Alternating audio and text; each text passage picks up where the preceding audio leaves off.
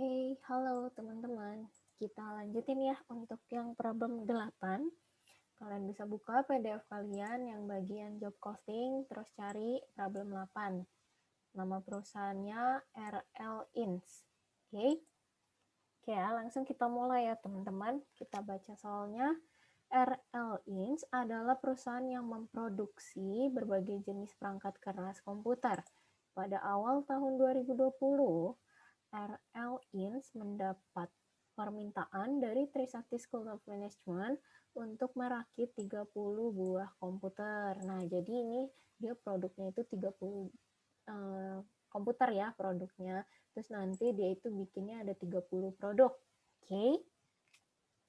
Nah, yang akan digunakan dalam menunjang pembelajaran di sekolah tinggi tersebut. Berikut data selama tahun 2020. Oke ya teman-teman, di sini dibilangnya juga untuk tahun 2020. Jadi coba kita lihat yang bagian diminta. Ini udah nggak ada ya. Dia nggak ada dibilang buat tahun berapa, tapi di sini keterangannya udah jelas ya, ini untuk selama tahun 2020. Jadi ya kita mungkin bisa asumsiin ini bikinnya memang periodenya itu untuk 1 tahun. Oke teman-teman, kita langsung mulai aja ya. Kita baca dulu yang poin 1. RL Ins mengeluarkan biaya sebesar 125.500 juta untuk membeli bahan baku yang dibutuhkan, di mana 25% dari biaya tersebut merupakan biaya atas bahan baku penolong. Nah, ini adalah informasi untuk pembelian bahan yang akan kita pakai ya, teman-teman. Benar ya? Untuk pembelian ya. Pembelian bahan baku. Di sini aku highlight, oke. Untuk pembelian bahan baku, nah dia tergolong 25% ini tergolong merupakan si indirect, teman-teman, bahan baku penolong ya. Oke. Tetapi kita di dalam jurnal pembelian IDM, baik IDM maupun baik IDM maupun DM, itu kan jurnal pembelian itu tetap sama ya. Kita catatnya itu tetap material control pada cash atau accounts payable kan, ya kan? Kita catatnya tetap sama kan, baik itu DM maupun IDM gitu. Oke. Nah, sekarang jadi totalnya kita udah tahu nih sebesar 125.500 ya kan. Jadi kita di sini nggak perlu ada pemisahan 25% ini ya teman-teman kalau untuk mencatat pembelian, khusus untuk mencatat pembelian ini. Oke. Jadi langsung aja nih, material control itu 125.500.000. Oke. Nah, sekarang pertanyaannya, dia secara tunai apa kredit? Coba kita lihat informasi di soal. Di sini poin 1 nggak ada keterangannya, tapi kita bisa coba lihat nih, biasanya ada di paling bawah nih. Nah, semua transaksi nih dilakukan secara kredit. Oke? Kecuali transaksi yang berhubungan dengan kantor. Oke, diingat-ingat ya teman-teman. Nanti kalau misalnya ada beban-beban kantor, kalian pakainya cash. Tapi kalau yang terkait sama pabrik, kalian pakainya kredit, accounts payable atau accounts receivable gitu ya. Oke. Oke, kita lanjut. Ini kreditnya berarti accounts payable ya. Karena tadi ini sesuai, ini kan transaksi pabrik nih. Berarti dia pakainya kredit. Accounts payable control senilai sama. Ya, 125.500 ini. Oke. Oke, teman-teman, tapi teman-teman masih harus tetap ingat-ingat nih informasi ini. Karena bisa aja informasi 25% ini dibutuhin buat nanti. Oke, kita coba nih baca yang poin kedua. Oke, bahan baku langsung yang digunakan sebesar 81.125. Oke, sedangkan bahan baku penolong yang tersisa di akhir tahun 2020 sebesar 10% dari total bahan baku penolong yang dibeli. Oke, kita per kalimat deh ya teman-teman. Kita pertama nih, bahan baku langsung. Oke, bahan baku langsung itu apa ya? Itu DM kan? Jadi ini direct material nih. Direct material yang digunakan adalah sebesar 81125 ini. Berarti ini bisa nggak teman-teman kita jurnal? Bahan baku langsung yang digunakan, berarti kan kita pakai tuh pemakaian bahan baku langsung. Pemakaian direct material.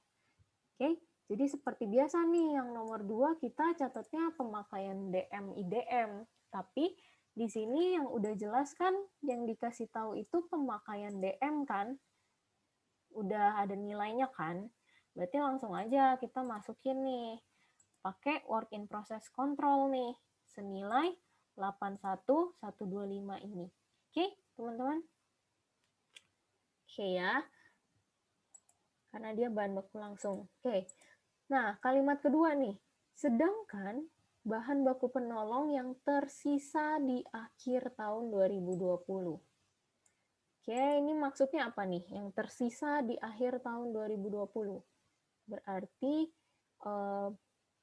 bahan baku penolong kan IDM, indirect material. Berarti ini adalah ending indirect material ya teman-teman. Ya, oke. Karena dia ini informasi yang ini nih kalau kalian baca, dia tentang indirect material. Jadi mendingan kita coba bikin tabel-tabel kayak gini ya. Kayak tabel perhitungannya. Tapi khusus untuk indirect materials ya. Nah, jadi pertama-tama nih yang dikasih tahu bahan baku penolong yang tersisa di akhir tahun 2020 berarti ending indirect material itu adalah sebesar 10% dari total bahan baku penolong yang dibeli. Oke, 10% dari total bahan baku penolong yang dibeli. Berarti total bahan baku penolong yang dibeli tadi ada di mana, teman-teman? Tadi di sini ya, 25% ini. 25% dari 125.500.000. Oke? Berarti kalian harus cari tahu dulu berapa sih total bahan baku penolong yang dibeli. Nah, coba kaliin 125.500.000 ini dikali sama 25%. Oke? Coba ya. Kita coba nih, ini kan beginning IDM ya. Tadi yang diketahui itu adalah, ini aku coba. Nah, tadi yang diketahui itu adalah ini ya, ending indirect materials.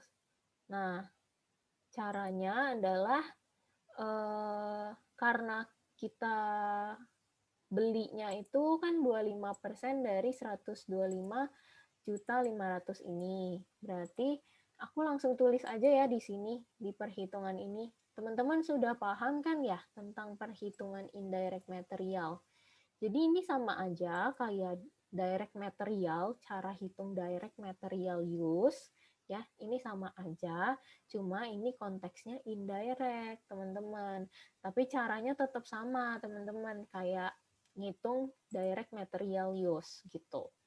Nah, karena kita tadi informasinya ending materials ini terkait sama purchase, ya kan? Terkait sama bahan baku penolong yang dibeli.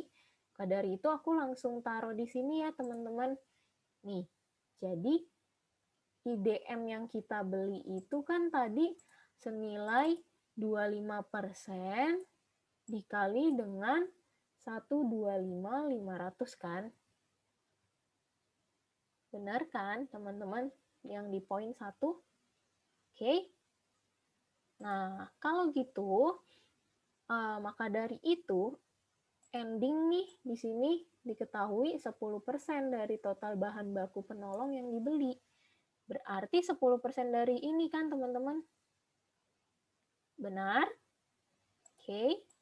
Kalau kita hitung, jadinya 10% dikali 31.375.000. Kita dapat 3 juta sekian. Oke? Nah, selanjutnya ada informasi apa nih? Terdapat bahan baku penolong sebesar 5.120.000 di akhir tahun 2019. Oke, teman-teman harus ingat kalau kita itu ada di tahun 2020 ya. Kita ada di tahun 2020, sedangkan ini akhir tahun 2019. Berarti kalau akhir tahun 2019 itu sama dengan awal tahun 2020, ya kan? Berarti 5 juta sekian ini merupakan beginning indirect materials, teman-teman. Oke? Ya, di sini ya letaknya dia.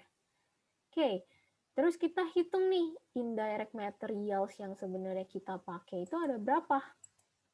Caranya ya tinggal di beginning ditambah purchase dikurangin sama ending. Oke? Ketemu IDM use. Indirect material use sebesar 33 juta sekian. Nah, kalau udah ketemu ini, berarti kita bisa jurnal dong, ya teman-teman. Tadi kan kita lagi mau jurnal pemakaian nih, jurnal pemakaian DM IDM. DM-nya udah kita jurnal nih, yang 81 juta sekian ini ada di poin 2. Nah, sekarang kita jurnal yang IDM yang terpakai, yaitu yang ini. Oke. Ya udah, tinggal copy aja, teman-teman. Oke, manufacturing overhead control. Terus kita copy tuh yang angka tadi, 33 juta sekian tadi. Oke. Oke, kalau udah material control kreditnya, ya kan? Tinggal di total aja. Oke. Oke ya, aku lanjut. Kita di sini perusahaan tidak memiliki persediaan awal bahan baku langsung. Benar ya, berarti ya teman-teman. Tadi kita langsung pakai ini ya.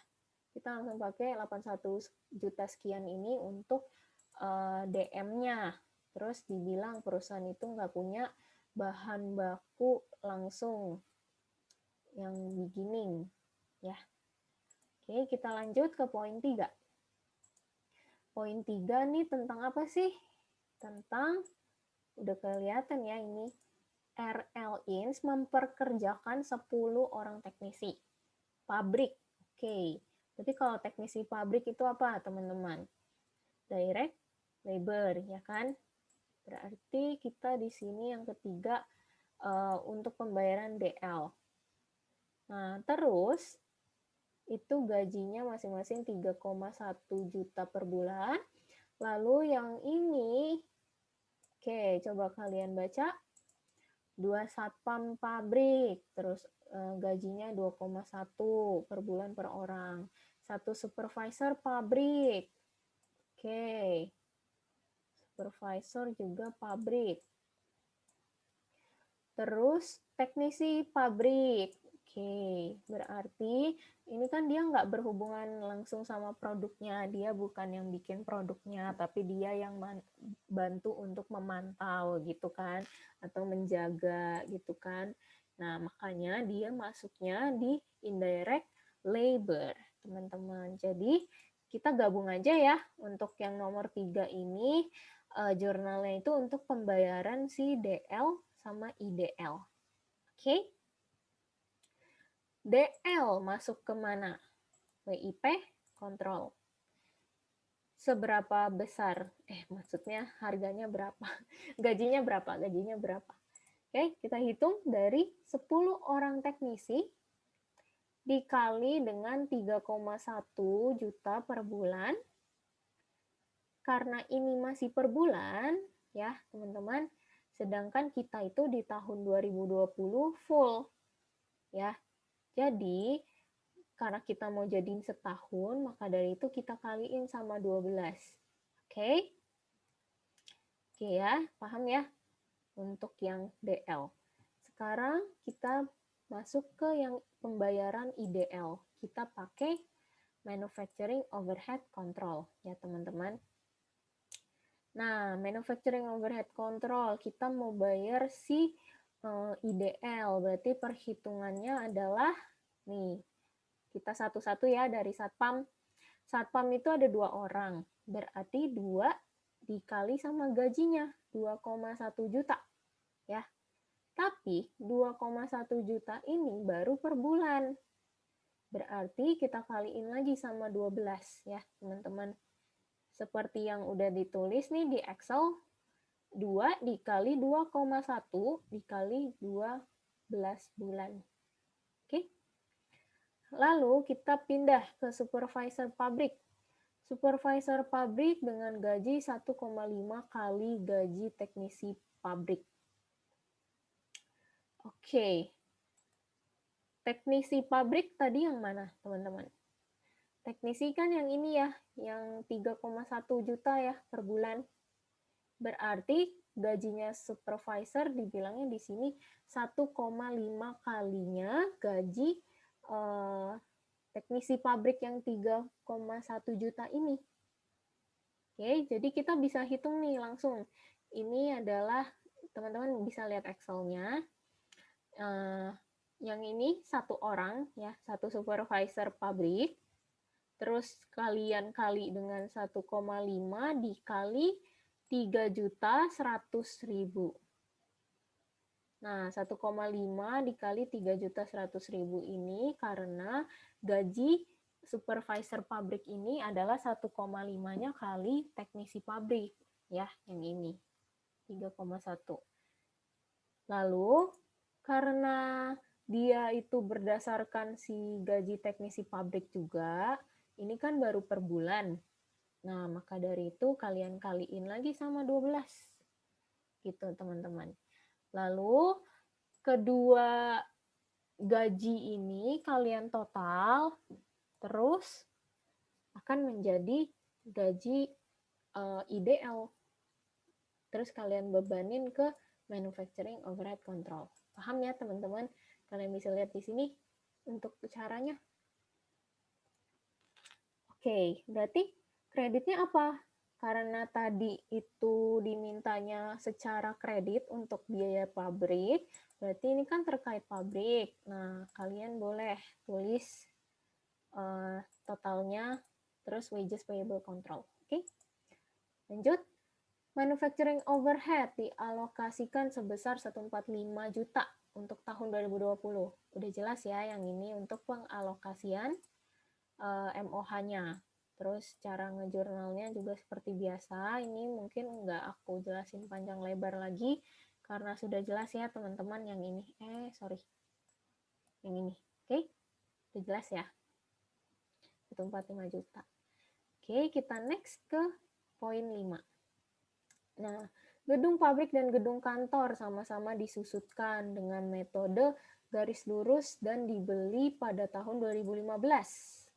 Oke, dia dibelinya tahun 2015. Terus dia pakai garis lurus. Berarti ini kan nggak terlalu menyangkut sama 2020 kan? Nggak kayak yang aku jelasin pas problem 6 ya teman-teman. Sama ya. Maksudnya ketika dia itu sebelum tahun 2020 berarti kan nggak terkait tuh beban depresiasinya. Nah, jadi karena dia juga adalah garis lurus, yang dimana garis lurus itu per tahunnya tetap sama gitu kan deprenya. Oke, makanya dia nggak terlalu ngaruh, tapi informasinya juga termasuk informasi yang penting sih, teman-teman. Gitu ya, yang perlu kita tahu. Oke, di sini dia metodenya garis lurus ya.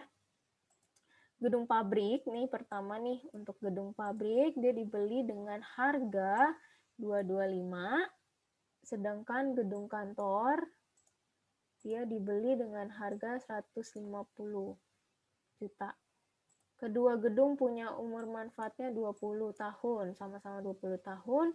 Terus ada residu. Oke, ini aku tandain dulu deh. Yang ini hijau, yang pabrik biru ya teman-teman.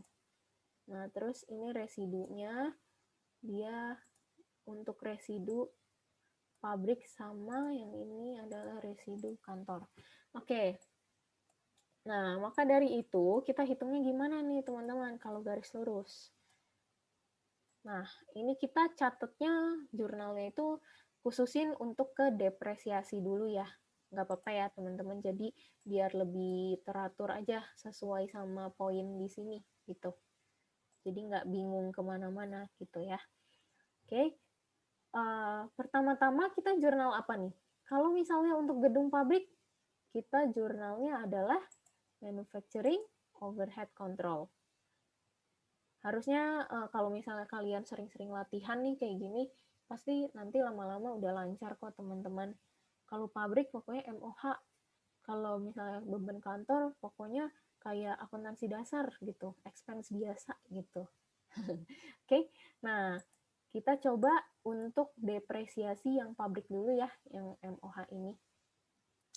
Nah, berarti cara hitungnya kalian harus ingat ada residu ya teman-teman. Garis lurus tetap memperhitungkan residu. Jadi 225 juta dikurangin dulu sama 15 juta. Baru kalian bagi sama umurnya, 20 tahun. Nah, oke ya. Ini berarti udah merupakan depresiasi per tahun. Oke. Ini depresiasi gedung pabrik. Kita lanjut ke depresiasi gedung kantor, pakai depreciation expense, terus nominalnya itu didapatkan dari 150 juta ini, jangan lupa dikurangin residu 10 juta, baru kalian bagi sama 20 tahun. Oke, ini juga udah informasi per tahun ya teman-teman, kalian nggak usah kali sama 12 lagi gitu.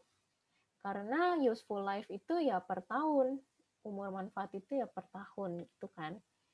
Oke ya, 7 juta. Kalau udah, di sini kalian bisa tulis accumulated depreciation building. Untuk kreditnya itu sama ya, untuk kantor maupun pabrik. Oke. Oke, nomor 6. Ini tentang apa nih teman-teman? RL Inc. memiliki 2 buah peralatan. Oke, dia kayaknya depresiasi lagi ya. Nih, untuk proses perakitan yang dibeli dengan total harga 50 juta, oke dia punya peralatan 50 juta. Terus depresiasinya berdasarkan jumlah aktivitasnya. Oke, unit of activity. Teman-teman ada belajar kan ya di akuntansi dasar? Ya, kalian ada belajar pasti nih di akuntansi dasar. Dan pasti udah tahu nih cara hitungnya gimana.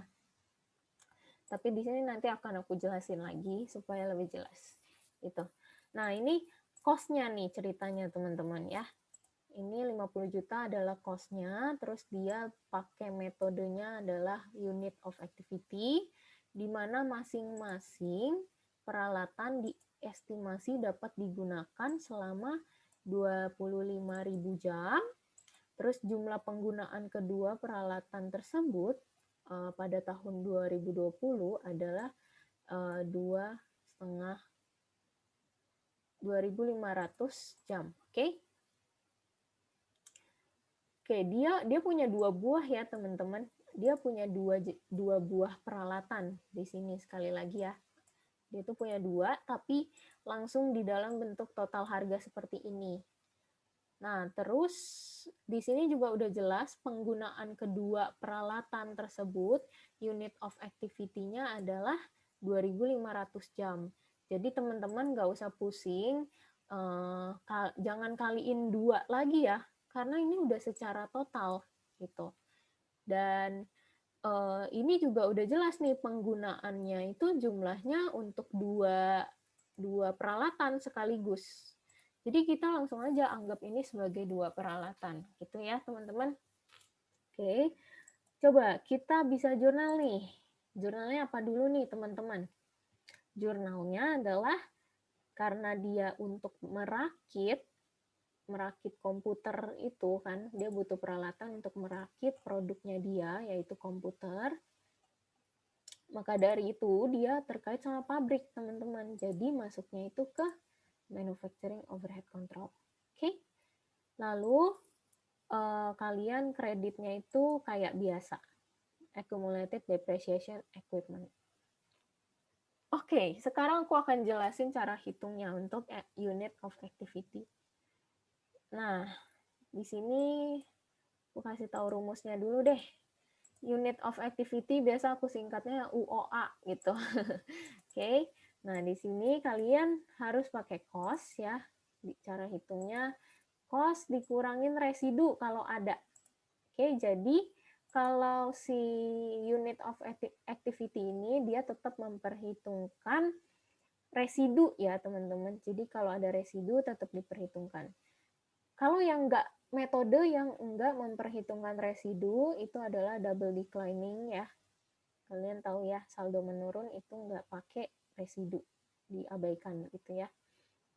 Terus kalian kali sama actual unit of activity-nya, di mana ini adalah unit activity yang dipakai sama mesinnya, yaitu yang ini kan, jumlah penggunaan kedua peralatan tersebut adalah 2,5 jam. Oke, 2.500 jam, sorry.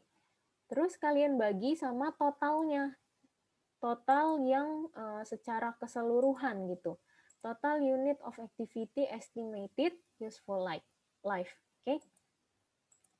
Jadi yang ini nih teman-teman, yang jumlah aktivitas itu yang ini ya. Ini total unit activity estimated useful life gitu. Oke. Paham ya teman-teman sampai sini? Kalau di sini informasinya nggak ada residu, jadi kita langsung aja ya coba hitung.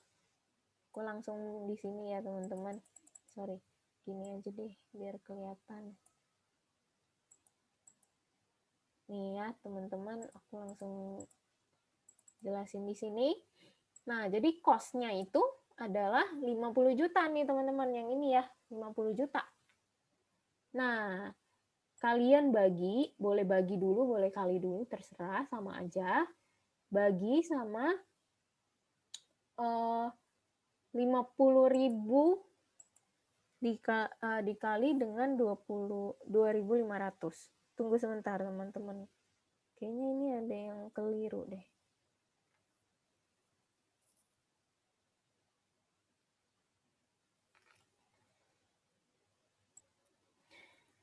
Oke teman-teman, kembali lagi. Aku jelasin ulang ya.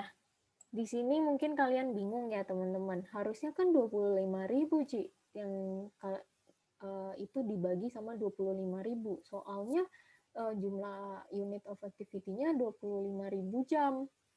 Nah, teman-teman, di sini kalian perlu perhatiin lagi nih.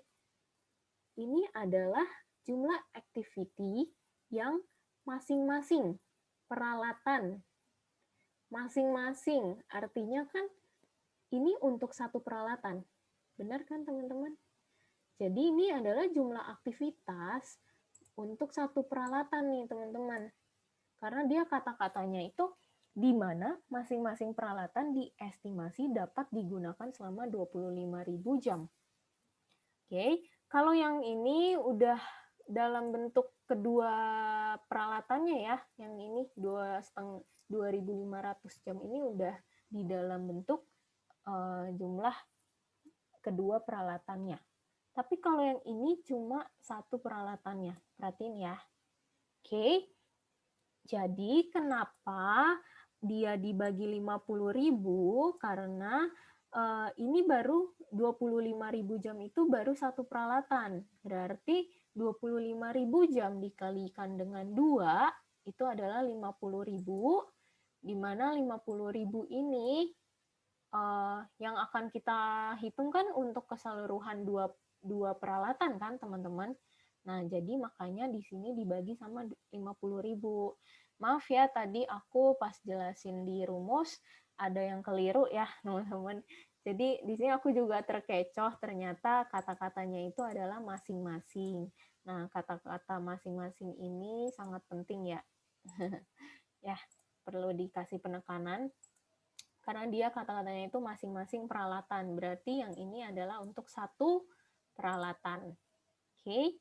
Kalau misalnya untuk dua peralatan, kita butuh tulisnya itu totalnya adalah 50.000 karena 25.000 jam dikali dengan 2. Paham ya sampai sini teman-teman? Nah, terus baru kalian kaliin sama 2.500 jam ini yang penggunaan keduanya. Oke. Oke ya. Sampai sini paham ya teman-teman? Kalau masih ada yang belum dipahami dari yang unit of activity ini, boleh ditanyakan. Oke? Yang ini sama ya untuk jurnalnya. Oke, kalian bisa lihat di atas untuk perhitungannya. Oke? Oke, kita lanjut ya teman-teman untuk informasi berikutnya. Beban utilitas selama tahun ini adalah 9 juta sekian untuk pabrik. Oke, untuk pabrik itu 9 juta sekian, dan untuk kantor beban utilitasnya itu adalah 4 juta sekian. Oke, jadi kita mau nyatet beban-beban yang ada di kantor sama di pabrik nih teman-teman. Nah, khusus yang ini aku pengennya bikinnya itu kita digabung aja ya. Coba kita lihat ya. Karena di informasi bawah itu masih ada beban-bebannya. Gitu. Nah, coba. Yang pertama kita punya beban utilitas. Berarti kita taruh MOH ya. Karena kita beban utilitas pabrik itu senilai 9.575 gitu. Oke, kalian simpan dulu angka itu. Angka ini kalian simpan dulu. Terus kita punya beban utilitas untuk kantor. Berarti beban utilitas itu adalah utilities expense. Oke, kita coba baca lagi ya teman-teman informasi nomor 8. Di mana perusahaan juga mengeluarkan biaya sebesar 8 juta per tahun ya untuk biaya pemasaran. Oke, berarti dia punya biaya pemasaran nih teman-teman. Senilai, berarti pemasaran itu marketing ya, senilai 8 juta per tahun. Oke, terus 2,5 juta per triwulan itu adalah biaya perawatan peralatan dari gedung pabrik. Pabrik ya. Oke. Jadi di sini ada beberapa jenis biaya. Yang pertama utilities expense yang di kantor. Ya, aku akan tulisnya yang udah jelas dulu deh. Coba yuk kita tulis yang udah jelas. Beban utilitas di kantor itu ada 4.250. Berarti utilities expense itu ada 4.250. Benar ya? Terus yang marketing itu ada 8 juta per tahun. Marketing expense 8 juta per tahun. Oke? Lalu yang pabrik sekarang. Nih, yang pabrik ya, aku tandain, aku warnain deh.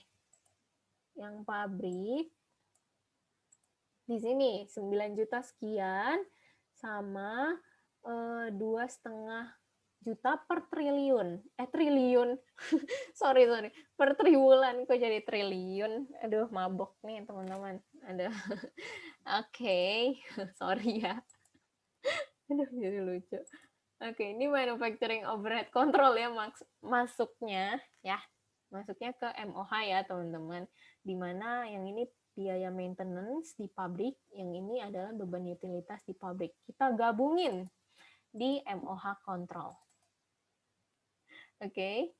Nah, ini pertama 9 juta sekian ini langsung masuk ya, teman-teman, karena dia ini udah informasinya untuk selama setahun. Kalau yang selanjutnya itu dia kan per triwulan. Berarti dikali 4 ya teman-teman. Karena triwulan itu kan per 3 bulan. Nah, kalau per 3 bulan di dalam setahun itu ada 4 bagian jadinya. Gitu. Jadi kita kaliin 4. Oke, untuk menjadikan dia setahun biayanya. Oke, paham ya? Sampai sini ya. Oke. Terus kreditnya, coba kalian lihat di sini kan utilities expense. Terus katanya si soal, kalian lihat poin 11, transaksi yang berhubungan dengan kantor itu pakainya cash. Ya. Berarti untuk yang kantor kalian taruh dia di cash. Nih ya, yang kantor kalian total. Jadi 12.250. Lalu untuk yang pabrik, berarti kredit kan? Nih, secara kredit, berarti kalian tulis accrued expense, utang beban. Oke. 19.575. Oke ya, sama ya. Oke, selanjutnya ya. Oke, poin 9. Perusahaan baru memulai memproduksi pesanan Trisakti di tahun ini. Nilai WIP ending sebesar 31.700.000. Oke, ini teman-teman kalau kalian lihat kita kan udah nih DM udah, materials itu udah, labor udah, beban juga udah. Berarti selanjutnya kita catat yang berkaitan sama COGM teman-teman. Ya, karena kita udah selesai kita catat barang yang selesai diproduksi gitu. Oke. Jurnalnya selalu sama ya, kayak gini, sama terus kan? Oke. Tapi nominalnya itu coba yuk kita hitung-hitung. Kita pakai tabel ini lagi. Tabelnya work in process, teman-teman ya. Nih, coba kalian perhatiin di sini nilai WIP ending RL-in sebesar 31.700. Oke, aku bikin hitungannya dulu ya. Kayak gini. Nah, jadi ending WIP nih. Ending WIP diketahuinya. Benar gak tadi? Nilai WIP ending. Ya, WIP ending 31.700. Berarti aku taruh sini ya. WIP ending 31.700. Lalu, yang dikasih tahu lagi apa nih? RL Ins ini udah tentang sales ya teman-teman, yang ini tentang sales, terus udah nggak ada info lagi, berarti kita asumsikan, ya emang benar sih, nggak ada informasinya, berarti tulis aja beginning WIP itu nggak ada gitu, 0. Oke, berarti dia nggak punya beginning WIP. Oke, sekarang total manufacturing cost, dapat dari mana? Didapat dari dengan menjumlahkan WIP kontrol yang ada di jurnal, di mana WIP kontrol ini merupakan DM, DL, MOH. Oke, sampai sini paham ya teman-teman? Kayaknya aku udah nggak perlu jelasin terlalu panjang ya, soalnya udah banyak juga di soal sebelumnya, problem sebelumnya, jadi aku harap kalian udah semakin paham. Oke, kita dapat 500.000 kan jadinya. Aduh, maaf ya. 598 juta sekian. Oke. Kita masukin belum selesai. Belum selesai ya, teman-teman. Ini dikurang dulu ya, dikurang dulu. Habis itu kalian dapat ini ya.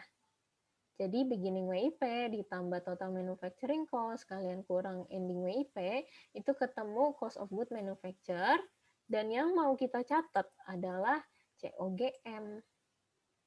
Oke, kita catat COGM, sama ya. Nih, 566.425. 566.425. Oke. Oke, lanjut. Kita habis ini nyatet yang tentang sales, teman-teman. Oke, kita mulai nyatet yang sales, di mana tadi kita udah lihat nih di poin 10 itu tentang berkaitan dengan sales. Oke. RL Ins berhasil menyelesaikan 24 pieces komputer rakit selama tahun 2020. Setiap komputer tersebut dijual dengan harga 25 juta per unit. Oke. Oh, dia rencana mau bikin 30 ya. Tapi akhirnya itu dia jadinya 24. Oke, kita ikutin yang di sini ya, teman-teman ya. Karena dia bilang yang benar-benar udah diselesaikan itu 24 gitu. Oke, jadi kita anggap ini kan kita mau catat COGS sama sales. Berarti sesuai sama yang nanti salesnya itu ada 24 ya. Oke, kita pertama-tama catat dulu COGS kita, di mana COGS ini kan dia berkaitan sama finished goods. Sekarang kita lihat, ada nggak informasi finished goods? Ada nggak teman-teman? Nggak ada ya. Berarti kalau nggak ada, berarti kan finished good beginning ending-nya 0. Nah, kalian langsung aja, langsung ambil dari COGM tadi, yang ini. Oke? Nah, kalau untuk sales, ini dia pakainya cash ya. Kok pakainya cash? Karena transaksi yang berkaitan dengan kantor, berarti kan kantor itu juga termasuk yang penjualan kan teman-teman. Sedangkan ini kita mau jual kan, berarti itu pakainya cash. Oke? Nah, di sini kita langsung kaliin aja ya teman-teman, 24 dikali 24 pieces yang di sini dikali sama 25 juta per unit. Oke, kita dapat 600 juta. Oke, jurnal terakhir. Tidak kalah penting, oke? Kalian catat dulu debitnya sama kreditnya. COGS-nya kan bisa antara di debit, bisa di kredit. Nah, coba kita lihat nih, manufacturing overhead allocated kita tuh tadi berapa ya? Yang ini ya, teman-teman, 145, sorry. 145 juta. Oke. Kita catat di sini 145 juta. Lalu manufacturing overhead control, kalian totalin jurnal-jurnal yang berkaitan sama MOH control. Nih, mulai dari MOH control yang ini, oke? Terus juga yang labor ini, ya kan? Terus yang ini, oke? Dan yang ini untuk beban kantor pabrik, untuk beban pabrik. Udah habis ya, teman-teman. Kalau gitu kita ketemu 172, 132, 500. Oke, gedean mana teman-teman? Gedean yang benar-benar terjadi, ya kan? Gedean yang manufacturing overhead control. Berarti MOH allocated-nya lebih kecil nih. Berarti kalau MOH allocated lebih kecil, kita over apa under, teman-teman? Kita under ya, karena dia itu yang kita alokasikan itu lebih kecil daripada yang benar-benar terjadi gitu. Jadi kita namanya itu under allocated. Nah, kalau under allocated kita masukin ke debit apa kredit? Kalian bisa lihat aja yang mana yang paling timpang gitu, yang harus diimbangin. Di debit kan, teman-teman? Berarti COGS-nya itu di debit. Tuh, senilai selisihnya. Oke? Sampai sini teman-teman, aku harap udah bisa paham tentang job costing. Minggu depan itu kita udah masuk materi baru ya teman-teman. Oke, sampai ketemu lagi teman-teman.